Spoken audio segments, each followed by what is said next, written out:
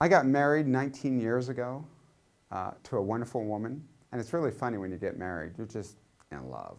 I mean, the romance is flying all over the place. And the day that you get married, you give each other a symbol of getting married, and that symbol traditionally is a wedding ring.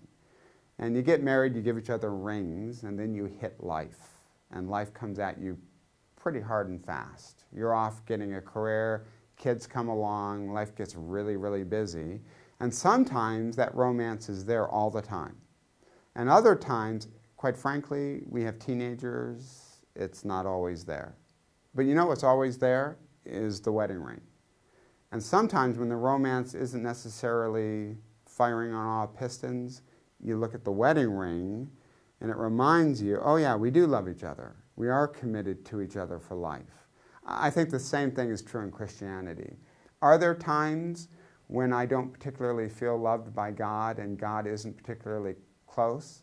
Yeah, that's really true. And actually there's been long seasons when that's been true, where I look around and I don't see God and I don't particularly feel loved by God, but He's given me a symbol that is just as real as this wedding ring, and that is the cross. 2,000 years ago, Jesus Christ died. And He didn't just die for humanity. Jesus died for each one of us individually.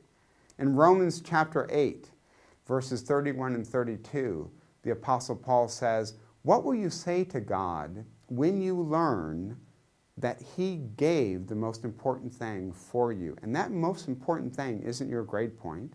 That most important thing isn't a relationship. That most important thing is He gave you Jesus.